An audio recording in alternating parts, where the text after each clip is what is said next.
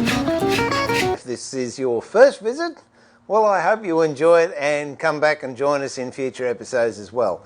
What we're doing here is part 3 of a 6-part program on how to make a hexagonal box, and I'm putting some inlay, marqueterie, veneering work into it. What we ended up with last week was the bottom stuck onto the box, and I'd glued the top up and inlaid a very small sunburst pattern to go with it. So here's the top, or the bottom I should say, and that's nice and firmly glued on there. And the top we glued up. If you can remember, I left a Perspex cover on it, and I've left that cover on there still. So that's all nice and glued down. All I've got to do now is go over to the bandsaw and the router, and what I'll do is clean that up and shape it to size. Okay, now as you can see, I've rough cut that on the bandsaw, and we've got a little bit of overage around the edges, and the same for the base. What I'll do is go over to that little router table I spoke about last episode, and I'll clean them up.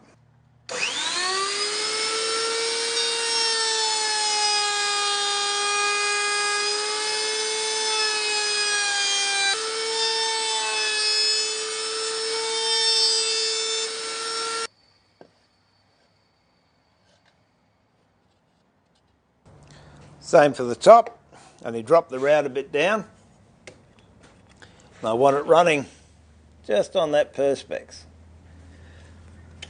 Just before I actually cut that, what I'd like you to note is I've put a lot of extra double-sided glue to hold that Perspex in place, or else it's going to slip, and that can be very dangerous. So make sure that it's held down nice and firmly.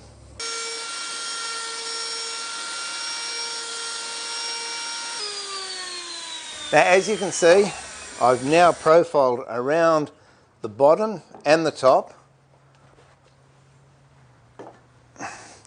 I'll get the spatula and separate the Perspex from the veneer. Just be careful not to mark the veneer in the process. It's just an icing spatula. Again, pinched it from the kitchen. Now, it's an idea with this double-sided glue. As soon as you remove the cover, just get rid of the glue.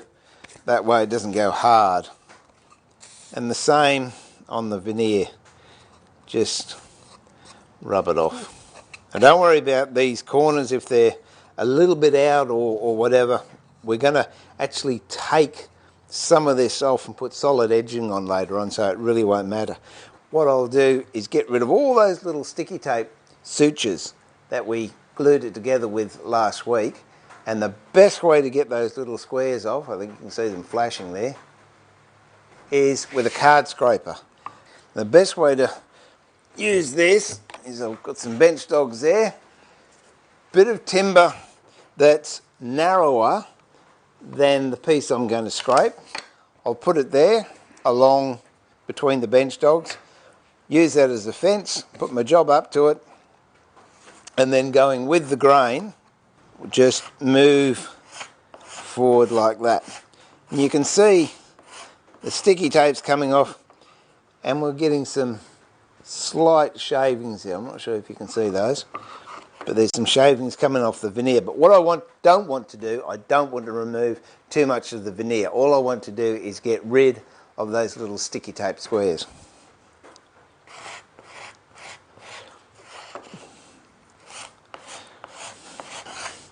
And to use the scraper, my cutting edge is right on here, it's a little burr. I'm actually bending it with my finger and thumb on both sides, and bend it and then push it forward, and that gives me a nice gentle cutting edge.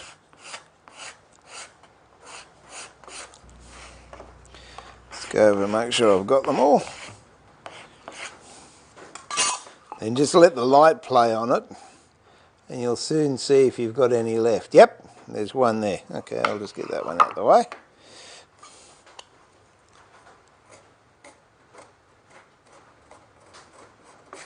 That's cleared all that up, and if I do that with the light, you'll notice there's no reflection, Now that's all clean, I can start to do the inlay. Last episode I said I was going to do a rose inside a cabochon shape or a lozenge shape. What I've decided, if you haven't done marquetry before, that can be a little bit daunting, so I'm going to do a really simple 2 or 3 part, maybe 4 part bit of inlay, and I've picked a leaf. Or if you like, you can do a seashell. Seashells are classics. Go back to the 16, 1700s, there's a lot of shells that have been inlaid into furniture. So I'll show you how to do a shell, and I'll also show you how to do a leaf. For my money, they both look beautiful, but a leaf is easy, and I don't care if you've never done any drawing before. I've been doing some leaves here, just sketching up, and they're fun to do. The thing is, just don't get hung up that it has to be perfect, because it doesn't. It can be anything you like. Now that's the size of the lozenge inlay or cabochon inlay I'm going to use, or if you like, oval. And if I place that on the top, you can see then that it's going to be quite complementary to the size of the lid. So I also copy that oval into perspex or plexiglass, and then when I'm placing it actually onto the top, I can put down a cover so I know exactly where it's going to go. So taking this shape, what I do is just draw around it, and you might want to do several of them, because generally the more you do it, the more relaxed you are. The more relaxed you are, the nicer the designs.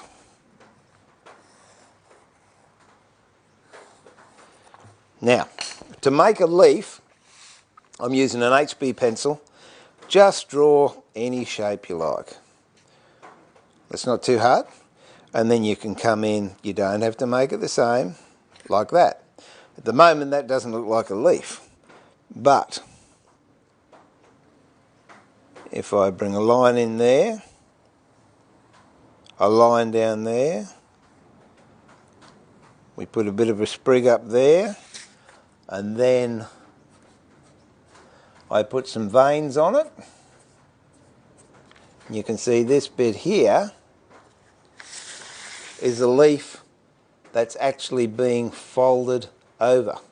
And that's how you can make a leaf. The great thing about marquetry is I just picked these. If you look really closely, if you have a look at the veins of the leaf, you can see they're starting from the stem and they go outwards down towards the bottom.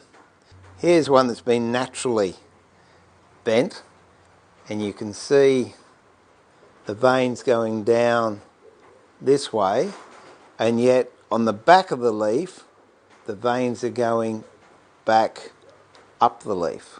So it really is a wonderful opportunity to take a look at nature and just become more observant, and then you get things, I don't know, in perspective, and they start to look much more natural. The more you look around nature, the more involved you become with it, the better your woodworking, and even your basic woodworking skills. When you look at something, you'll say, oh, that doesn't look right, or the grain's got to change direction, or what have you. But anyway, getting back to leaves, that's how easy it is. So you make a squiggly line, however you want, and then you can do something the other side, join that to a point, and then if we go like that, and then join the line down there,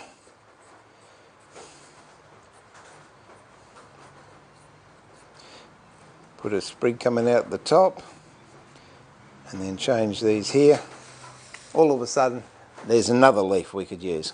But we've got this little lozenge shape, so we have to draw a leaf inside the lozenge itself.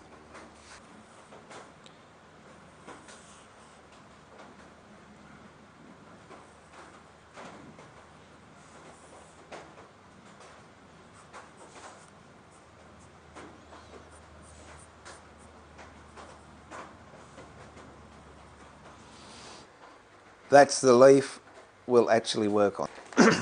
Now, to do marquetry, you need tracing paper. I use, I don't know, I think it's called architectural tracing paper. Ordinary greaseproof paper is absolutely fine. It's just if you're using this and you come across a design that you really like, it tends to last a lot longer, therefore you can keep the design and use it again and again. A nice and sharp 2H pencil and some pencil carbon paper. You can get them from newsagents or department stores or even online. It's not that hard to find, but it's not as readily available as it used to be. Or restaurant supply shops, because they give order books with carbon in it, but you want the blue carbon.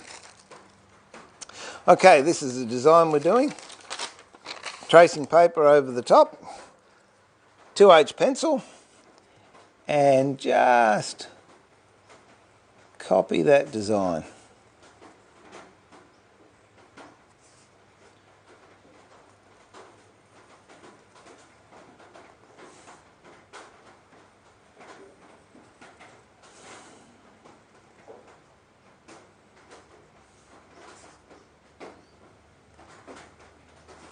Now what I would do at this stage as well is mark in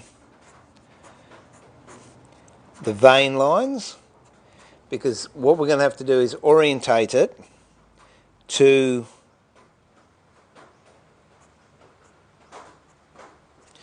the grain of the veneer we're using. And there you have it. Get a piece of veneer that's looks like leafy stuff. So if it's a brown or an orange, greeny colour, that's fine. So what I've got here is Queensland walnut, and it's interesting because it's got nice shades, and they're very autumny shades, which is good for plant life and good for foliage. You'll notice I've used it before for another job, and it's got the pencil lines on it, so I know which side is up and which side is down. So now take your tracing paper and pick out what pleases you. It's not up to me to tell you what to do or what colours to do, it's what pleases you. So I will then look at this leaf and go, I quite like this piece here, I think. And what I want to do is get the grain running the way I've got it going on the leaf. So it's going down that way, as a real leaf does. The veins run that way. So I'm now going to orientate this veneer so I get the grain running the way that it's running on this leaf. And the way you do it is, if you like, you can place a real leaf down like I have, and make sure that the grain is following those veins. Now put your tracing paper down, hold it in place, carbon paper underneath. Now you can use a 2H pencil for this if you like, or if you really decide you want to get into marquetry in a big way, this is my marquetry box that I keep all my marquetry tools in. You can very easily make your own stylus. Now this one here is just a piece of ebony, and it's got a sticky tape on it. It's got a big darning needle that I've actually drilled a hole in the end of the ebony, turned it, drilled it, and then put this needle down there, which has given me a very fine stylus that I've been using for about 25 years. Alternatively, you can get an old dart, take the flights out, you can use that.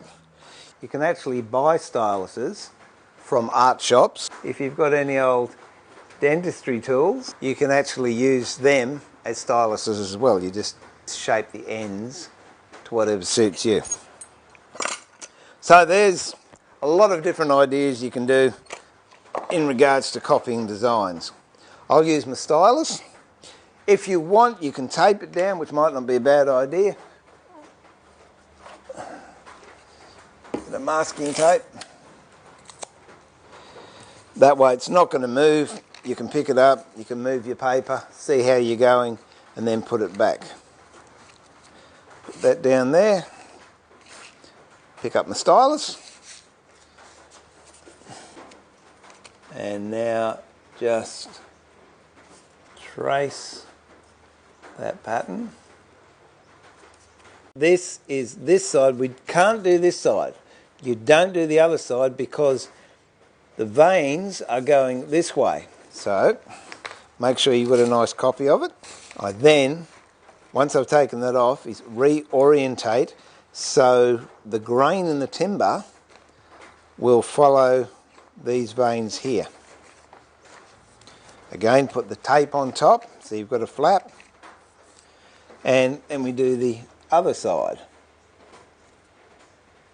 So now we've got two shapes. Now I want this bit with the leaf turning over, and if you have a look at a real leaf that's got a natural fold in it, it is darker on the top and lighter on the back. So the part of the leaf that we're doing, if it's going to have a fold over like this leaf has, this part of the drawing here, which is a folder, has to be a lighter part. So now I look for a very light part of the timber and place it about there. To put some more tape on because ran out of veneer. Carbon under that and trace. So 3 parts of the leaf, the turnover, one side, the other side. What I do now, very carefully and gently, I don't try and do it in one go. I take my time and gradually cut through the fibres. It's a bit like watching grass grow, but here goes. You do a little bit at a time.